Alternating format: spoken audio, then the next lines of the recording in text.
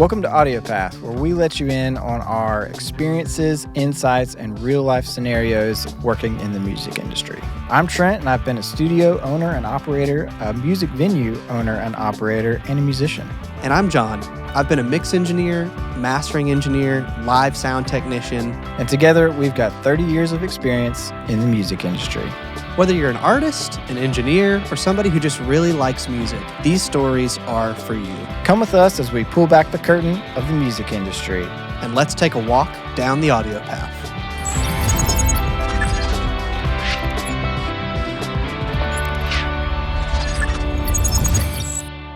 We're back. We're back. Episode 13. Episode 13. Insane. Hey, and there's something different about the room, Trent. What is that? We got our logo printed in neon. God, man, sweet. I just love the way that thing turned out. It looks great, honestly. If you're just listening and you can't see this, you're really missing out. This is it's pretty cool. It's pretty cool. Our beautiful logo just neon lit behind us in the background. Mm-hmm. It's cool. It is, man. I'm into it. It is. Yeah. So yeah, we're here. What are we talking about today, Trent? This was kind of your brainchild, so bring us into this thing, man. Yeah, I had an idea on this one. And maybe it's seen some others talk about it in the past, and it just seemed like a good topic that we could kind of apply to AudioPath and kind of, have a little discussion about how to essentially get farther by doing less. Yeah. Right. So the general idea being like you could maybe shave out or cut out some of the things in either in your workflow or in your general project load and use that time more intently for some of the projects that may be more beneficial for your career, your life, everything in general like that. Something that this is not a new concept. A lot of people, I learned it in business school, and the 80-20 rule applies to this whole type of thing. We're just going to kind of like look at it through the lens of the music industry and the different parts and pieces that we can apply this kind of rule to, and hopefully give some people some ideas and ways to kind of like take a step back and maybe analyze their own careers and lives and see like, hey, what's working, what's really working, and then what am I maybe spending a good amount of time on, but it's not really yielding a whole lot of result for me, right? So for anyone who hasn't heard of the 80-20 rule, it's basically that 20% of your efforts yield 80% of your overall results, right? So you can morph that into a lot of different things. So like 20% of the recording, mixing, mastering, live sound gig, video gig projects that you have generate 80% of your income. So the small 20% actually accounts for the biggest return that you have.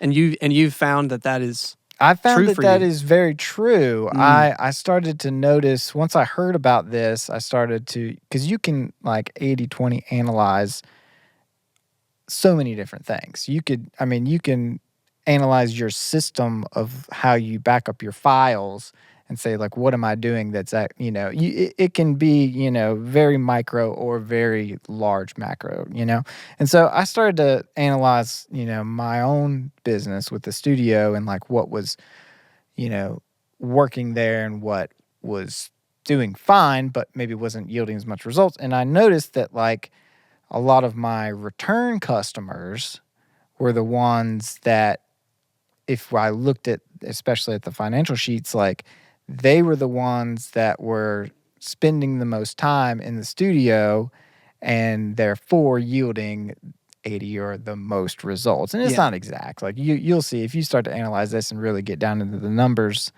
it may not be exact, but it's about like that ratio, like there, somewhere in there. So, what did that do? Like what does that like help you think about? Well, I would say like for me, it just made me realize that, all right, I need to be, focused as much as possible on this subset of clients. Yeah. And these artists they've supported me time and time again. I'm very grateful to them.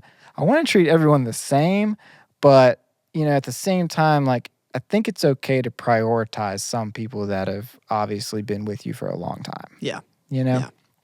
I agree with that, man. I'm really interested in having this conversation with you because, frankly, I'm terrible at this. It's a hard thing to do because what were we saying before the episode? We find ourselves as like jacks of all trades, right? Yeah, you do. And it's weird being in the audio industry because you develop this skill set that can be used in a lot of different ways in a lot of different places. And so, sometimes it's hard to say no to something. Yeah. Basically, it's a similar concept would be, giving your best yes. Yes. Instead of just saying yes to everything, you have to make room for the right things by saying no sometimes. Right. Because every time you say yes to something, you're saying no to something else. Exactly. Or multiple other things. Yeah.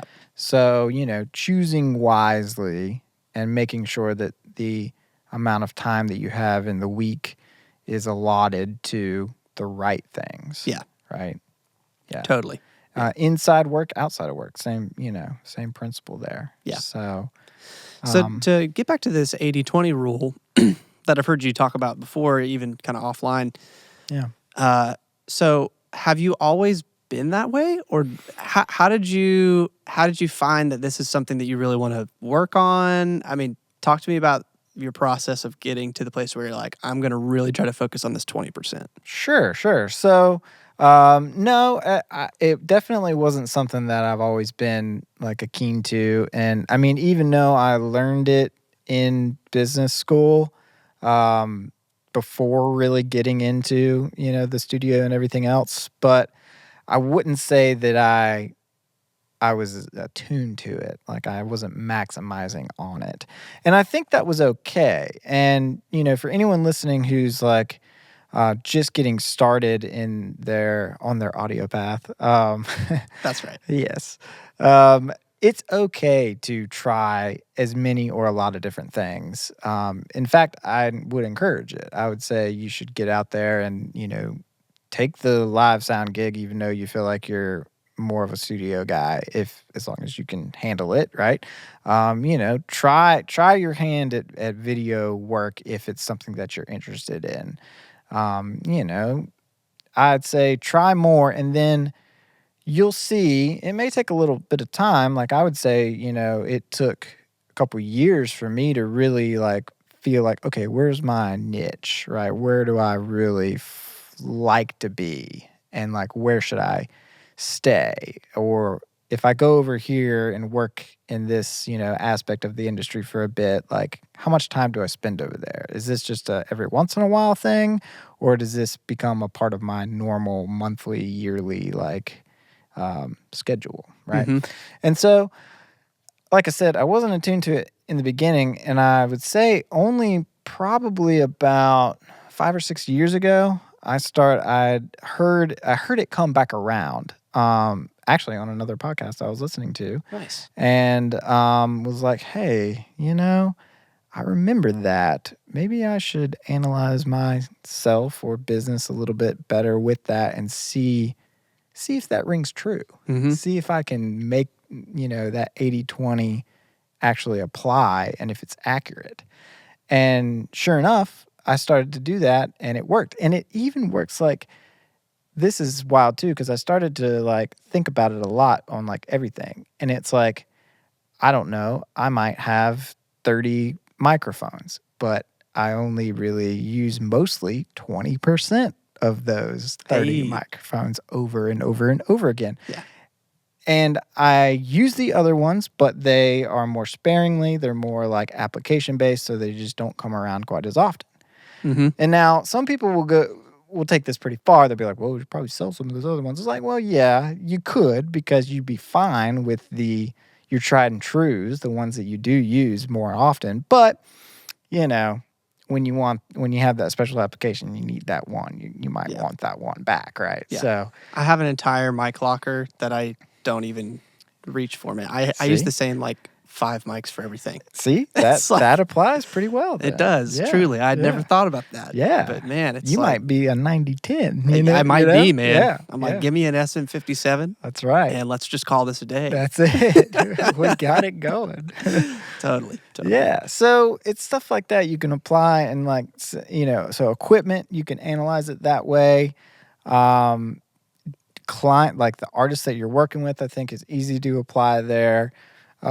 I think that like another way to kind of look at it as far as like working with different artists, and this was something that I also noticed, like it's in the same light, but it's a little more specific, and maybe you can attest to this. I started to notice that like even the bigger projects that I was working on with, say, the more established artists that maybe even have a bigger budget, or they're just doing more, like they're doing a whole record and so on and so forth, like they take a certain amount of like time and attention to work with.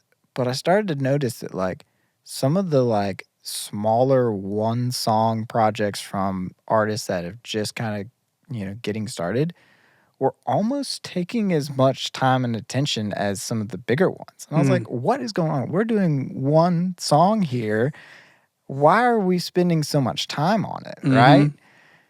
Well, that's something that is just kind of seems to ring true, that it's, even though the bigger artists may be doing more, but they are more experienced, right? So you don't have to go through the teaching we were talking about this earlier, We right? were.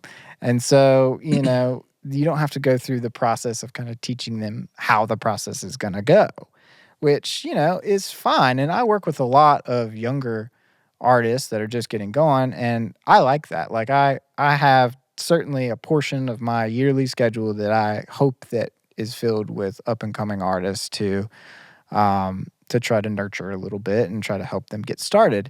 And, a lot of the times we build good relationships and they get more experience, and then they move from that tier up to the next tier, and it's great. And then we have an awesome relationship. And I like that a lot. But in the beginning, it's a little more labor intensive, right? Yes. It takes a little bit more time. And the like 80-20 of it, like the result or the pay or the what comes out of it, the final product, is not quite equal or is total offset from the other project, right? Yeah. So you spend a lot more time to get a lot less, not always in money, but like as in like the result of the product and how far does it go, how many people listen to it, where does it end up afterwards, right? Right. Yeah. So have you seen similar type of things? Yeah, man. I feel like all over the place. Yeah. And there's so many examples of it that come to mind, but just to kind of like, spit off a few of them. One of them definitely is, some of these things sound like cliches, but they're true. In this industry, your time is money. It is. It really is. And so aside from being able to do a really good job in whatever your field is, like your field of choice in the audio industry, what really sets a pro apart from somebody who's like not quite to that level, aside from skill set, is how quickly they can do something, and they're not spending all of their time, on a mix, pulling in random plugins and trying things or whatever. They've got a system, and they know that system really well. They've built it over the years, and they can do something really quickly. Right. And the finished product always speaks for itself. One of the things that I loved learning in the mixing process, the studio mixing process especially, was I used to think like if I just had these certain plugins, like I put this plugin on this channel and like, get this EQ right and like it's going to be perfect and, all this stuff. And a mentor of mine opened up a session that I had done, and he literally was like, what do you stop? Oh God. It's like, why do you have so many plugins? Yeah, I don't yeah. understand. Yeah. And he showed me this, and it was a shift in the 80-20 thing for me. He was like, volume is your primary tool. Yeah. What are you doing when you're mixing? You are balancing, Balancing. volume. Right. And he challenged me to go back to some mixes that Yeah. I'd done Mm-hmm. and take every plugin off, Right. organize my tracks, and just start and just get as good of a mix as I could get just with volume and panning. Yeah. And that's it. Yeah. And the first time I did it, I was like, this is going to suck. Like, Yeah. these mixes are going to be terrible. But no. It's amazing. No. Yeah. Like, volume is it. Yeah. And then volume automation on top of that. Yeah. And now it's like I pull a plug-in on a channel when I really feel like I need a plug-in, Yeah. you know? Right. And I reach for those tools, and I know which ones that I'm going to reach for, you know? I've fallen into the trap of buying every plugin that looks cool. Yep. But now really it's like I know which ones I'm going to reach for. They're going to be for specific uses to fix certain things or enhance certain things. But let that be a challenge to you as a watcher or a listener. Like, this is another example of this 80-20 thing. Like, you know, if you can get really, really good at just volume, like, Yeah. you're going to be 80% of the way there. Right. Right. And that little last 20% is just going to be the icing on the cake. Kind of Totally. thing. Yeah. Yeah. It's crazy. I was at NAMM in Anaheim. This was probably 3 or 4 years ago at this point, and NAMM's awesome. Greg Wells was doing a little seminar, and Greg's awesome, amazing Grammy Award-winning engineer, and I just stumbled in on it at the time where they were talking about EQ and compression, and he was basically just like, at the end of the day, it's all volume. It's moving the fader is a volume change. He's like, the compression is just bringing the less things that have less volume to have more volume, bring the things that have more volume down to have less volume. And I'm like, what? And he's like, EQ, he's like, it's just the volume of the individual frequencies either being going up or down. He's like, it's all volume. That's all that music is. And I was like, oh my God. Yeah. It's just mind-blowing, he just right? blew it all up right there, just Mhm. talking about it like that. And I was like, man, that is so right. It is Yep. so right. And that's why, like you were saying, the balance is what's most important. And like, you shouldn't throw a plug-in or something on it because you think you need to. You should use it whenever it needs it. Yeah. Right. You shouldn't just buy a plugin because somebody on a podcast tells you to buy a plugin. Yeah, exactly. And we about to have an episode On some about plugins. plugins coming up. And there's a time and the place, and I have a slew, just like John said, he has a slew. And like, you know, you gotta have some, but back to the 80-20, like, I certainly will gravitate towards 20% of the plugins that I have and use them over and over and over again because I've found the ones that work best for me.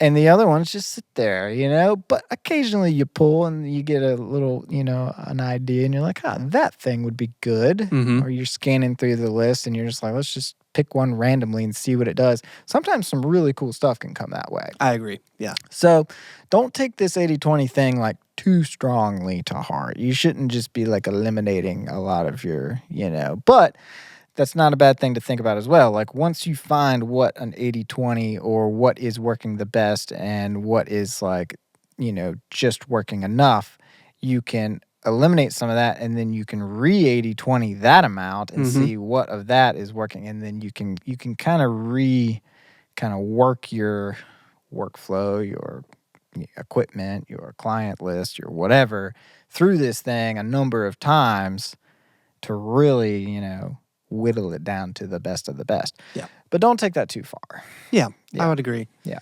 I think we have to talk about the scarcity versus abundance mindset that everybody right now seems to kind of be talking about. Yeah. But it's very true in terms of this 80-20 thing. I mean, you know, just a story that's an example of that was, and I know you and I have talked about this, but I had this opportunity coming up that would have basically taken me out on the road for this whole summer just with one production group. Right. And I'd worked with these guys before and had a good time, just kind of like in short runs, but it was a lot of work and it was kind of like, I don't know how else to say it. They weren't really my favorite like crew to work with necessarily. I mean, they were all fun and everything, but I kind of was like, do I want to do like 36 weeks with these people? Like, I don't know if I want to do that. So, Long time. so I was going back and forth on it, and wound up just kind of dropping it. Like, and I didn't tell them directly no, but I kind of was just like, I don't think this is a yes that I want to give, and so I stopped reaching out to them. And it actually worked out super great because I've done some really fun things. Like last month, that I was out on the road, and I wouldn't have been able to say yes to that group if I had already had things booked. And it also totally worked out because that production group lost those 36 shows. And if I'd said yes to that and had planned on that amount of like income, like I'd be scrambling, Right. So sometimes with all of this, it's like, just don't, I know it's hard, but don't be afraid to say no to things that your gut's really telling you, like, Yeah. I don't think I want to do this. It's weird because you can think like, well, if I say no to this, they may never call me back. Yeah. Or if I say no to this, I may not get another opportunity. But, if you're doing all the things the right way, like we've been talking about for so many episodes now, if you're doing a good job, if you've got a good attitude, you're giving it your 100% best, things will keep coming up. That's right. That's just how it works. And I struggle with this. I mean, I really do. It's really difficult for me to say no to work, but I'm learning. I'm learning as I go, Right. still to this day, and we'll continue to learn that like it's okay Yeah. to say no to a job. It really is okay, even if it's just like you and your significant other want to go on vacation that weekend. Like, Yeah. Absolutely. what we do is self-employment, and so that's a catch-22, right? Like, you have all the freedom in the world, but also, if you're not working, you're not making money. That's right. And so, Yeah. It's so like it can be tough. gave up my 9-to-5 job to work 24/7. Literally, that's how it feels sometimes. Basically, that's I mean, how it truly, goes. truly. You work around the clock because, like you said, if you're not doing anything or you're not working, then you're probably not generating any revenue, or you're not like securing that next project down the line. Like you take an email late at night, you might do a call, you do something on the weekend or whatever, and it's hard. We've talked a little bit in other episodes about how to try and to not go too far in that realm, but it's difficult. Like John said, he struggles with it. I definitely struggle with it too. It's one of those things that, like, saying no is a powerful thing, and you can do it in a way that's not going to hurt anybody's feelings, and you can hopefully finesse it in a way that you'll still be considered in the future, which is probably what you really want if you do want to say no to something you're struggling with that decision because you don't want to ruin a future opportunity, whether the present opportunity is at a good time or the right fit. It's maybe a client that you've been kind of hoping for a while, and it's like, dang, I really should do this because I don't want to. But even that future thing is not guaranteed, even if you do say yes now. So you got to think, like, you got to do what's right for you in the moment, in your business, in your life, and so on and so forth. And like you said, taking a little time to spend with your family versus taking that one extra gig at the end of the year, at the end of the 5-10 years, like, is that what are you going to look back on? Probably going to remember that weekend vacation you had and the memories you made there. Yeah, the project might have turned into something cool, but it also may not have, right? Yeah. So Yeah, the reason that I even bring that up is because I've found the more that I've chipped away at kind of living in this like 20%, the more free time I actually have.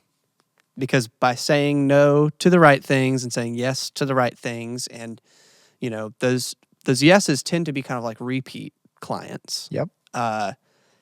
You actually wind up working less, but you have more consistency and you have more income typically because it's consistent work. And yeah, it all works out. But you have to really focus on being like, okay, I'm going to do this. And choosing to look at life abundantly is a big part of that, I would say. Yeah, I think that's a good way to say it. And, like, if you say yes to one of those bigger projects, it affords you the opportunity to say no a couple of times to the smaller ones, right? So at the end of the day, like your schedule is a little lighter and you're still bringing in the same amount of revenue, but you have a little more free time and you're only focused on one or two people or projects, right? Instead of having to work with 10 or more, right? Totally. I definitely struggled with that. I mean, the whole scarcity abundance mindset is a tough thing to overcome, especially when you're first getting started. And it's like, I would always think like, okay, do I need to I need to fill the calendar. Need to fill the calendar, Mm-hmm. right? Gotta it wasn't even always, for the income. And that's definitely a driver, but it's like I need to be working on something. I need to be, in something to do, right? And I would just like fill out the calendar as much as possible. And I would wind up to where I was like, you know, 2, 3 months booked out. And which you're like, all right, hooray, right? It's like, yeah, that's a good thing in some aspects. But then it's like, then you can't say yes to other opportunities that come your way Yep. because you have no room, right? Mm-hmm. And or you'd have to reschedule somebody or bump something. And like, I don't like to do that. Like, I like to keep my commitments and like, no matter what comes my way, like, yes, there's some exceptions, but at the same time, it's like, you got to be a man of your word, right? So, you keep what you've already got going. So then that means that you have to say no to those things because you actually just can't physically do it, right? And so I think I've gotten better at that over time because I also used to worry like when a month would come around and like, all right, maybe I've got this current month filled up and things will be fine, but next month's looking a little light. Like I don't have a whole lot of future projects, upcoming projects on the books. And, I used to worry about that a little bit, but now, like, I've been doing it for so long, 15, 16 years, gratefully and thankfully.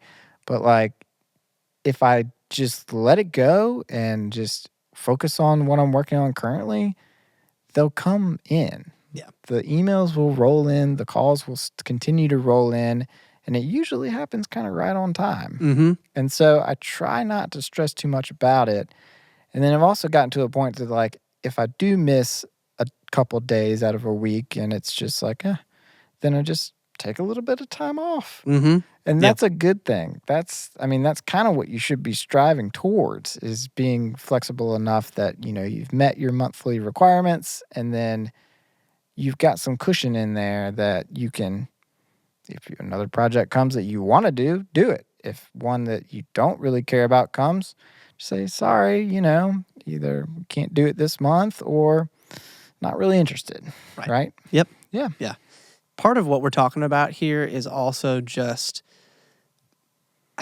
how you can also really hurt yourself, especially early on in terms of a network. Yeah. Because if you are saying yes to things and then something better comes along and you're going back and you're like, oh, hey, like, sorry, like that is way worse than just saying no on the front end. It is. If you can just say no or sorry, I'm unavailable those dates, please keep me in mind for the next ones or whatever. I'm speaking from the live environment, obviously. Yeah. But like, if you can do that, then you just set yourself apart from the guy who they're constantly scheduling and is constantly being like, oh, sorry, I can't do it. Or more often than not, I see this a lot, people double book. So they'll get booked. Yes. And I've done that. I'm in a situation right now that I've done that where I said yes to something and then something else comes up and then you're having to subcontract and it's like a messy thing. And so like just give it a no on the front end if you're feeling like I shouldn't do this one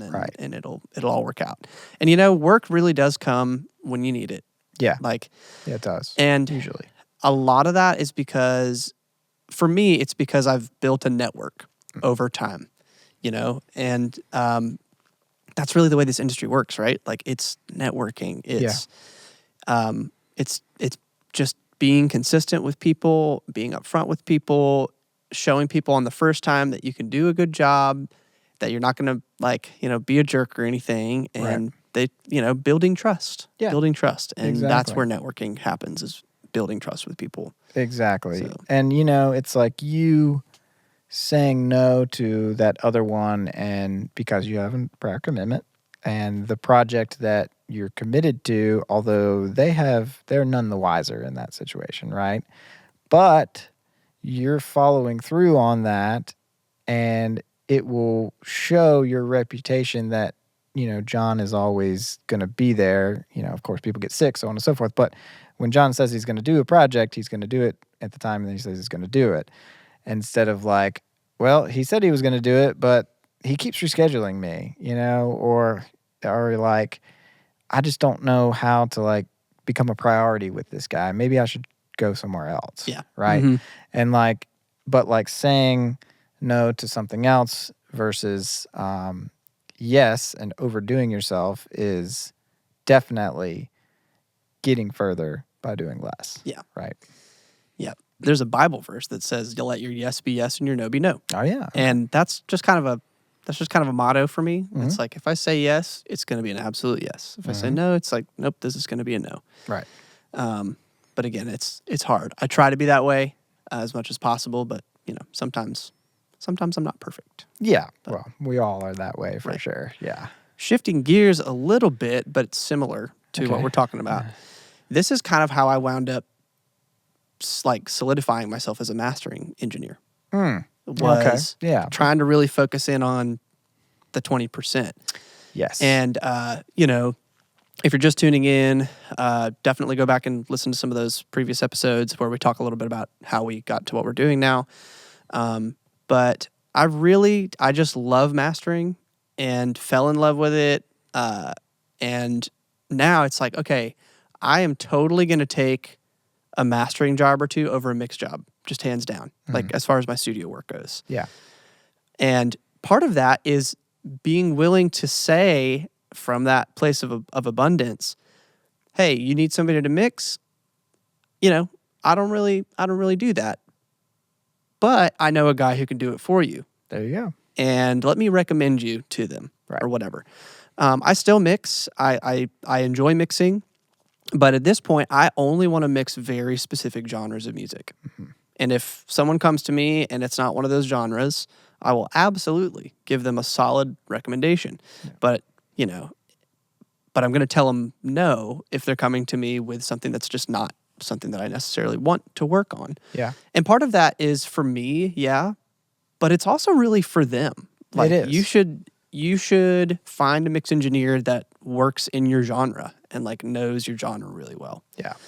But that's been a part of it for me is when people come to me. I used to just take like any mix job, really, like especially when I was learning. It was just like, sure, like whatever, and I'll do it super cheap or free, and like get Yeah. my feet under me. Right. That's how it works, right? That But you hit is. a certain point after a certain amount of time where you really know what you're doing, where you've built your ears up, and you're entering the pro season of it all, where you can very much so say, this isn't really what I do, Right.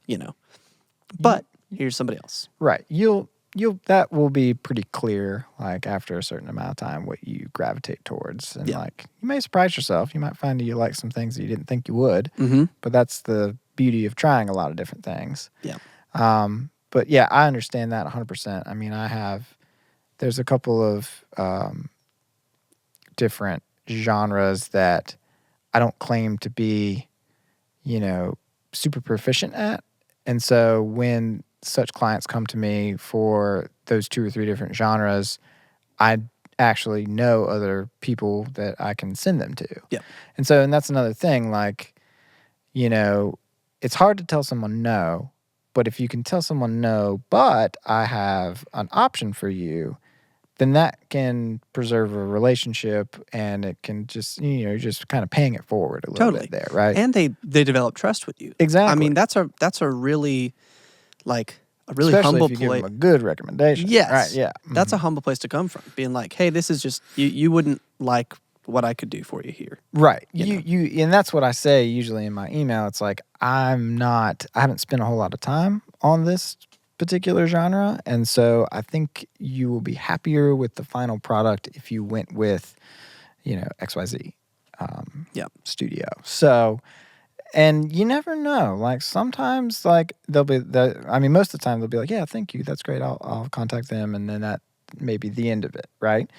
Nothing wrong with that. It didn't take you too long to do that for somebody, and then, but you never know. They might come back and be like, "Okay, well, thank you," and then you won't hear from them for months, and then randomly you'll get an email and they'll be like, "I've got this project now that is maybe within your wheelhouse. What do you think?" And see, there you go, right? Mm-hmm. It's come back around. Yes. Yeah. Yeah.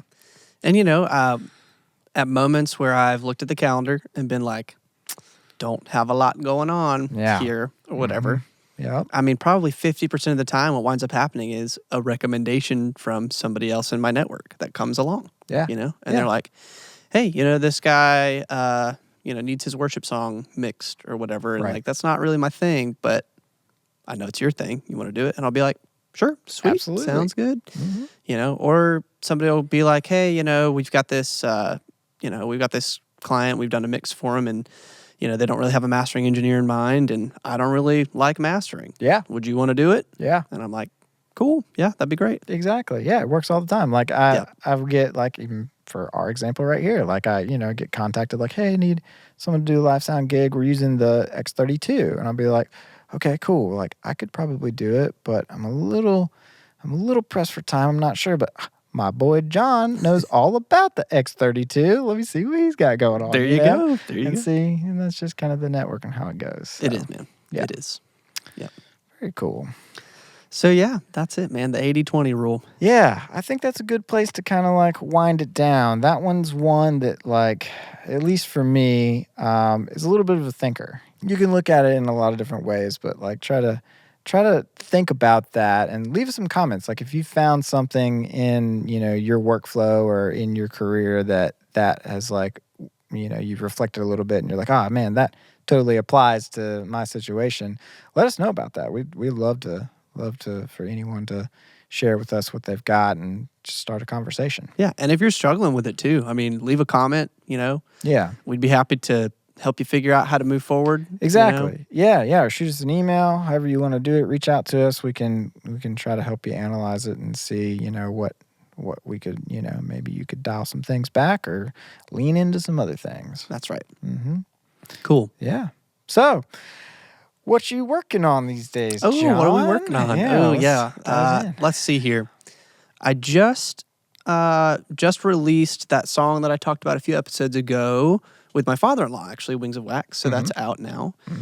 And I am currently mixing a live worship recording that was done at a church down in Waco, Texas. Yeah. And the songwriter, her name is Nicole Henderson, and her husband's the pastor. She's the worship leader at this church. And they've got a really just killer band. And the band and her came together and did this, they recorded it live and everything. And they were looking for somebody to mix the song. And through my network, There you go. my name came up. Yeah. And they reached out. Actually, no, I reached out to them, actually. And, we made a connection and they hired me. And this actually wound up being I produced the song and then also am mixing it and I'm going to master it as kind of the final step. So just gave them their first draft mix yesterday. They had a few revisions that they want. And so I'll probably knock those out this week and send it back. And then if they're happy, we'll master. Solid. Yeah, so that's what we're doing. That's what we're doing this week. Sounds good, man. Yeah, man. What about you? Yeah.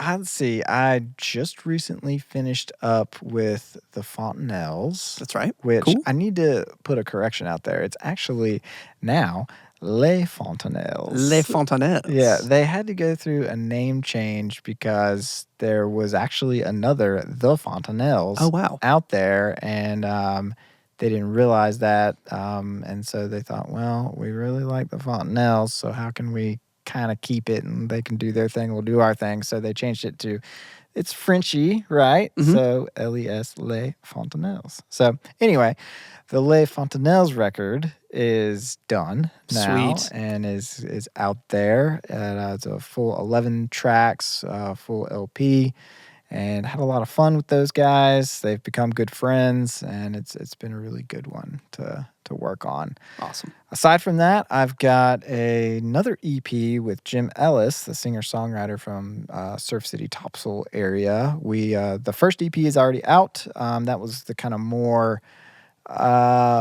poppy, beachy, indie kind of bluesy kind of thing. And then this next EP is like New Orleans kind of vibe songwriting. That's cool. So he's kind of got some different genres going on. And then he's also mentioned that he has even like a little country kind of EP that he might work on. So he's just kind of taking his batches of songs that he feels like fits together and are in similar styles and just doing multiple small EP releases instead of putting all. That's a cool on way to record. do it. It is, especially since they're noticeably different styles there. So maybe, some might say they wouldn't quite fit on a record together, but in the small batches they work. Yeah.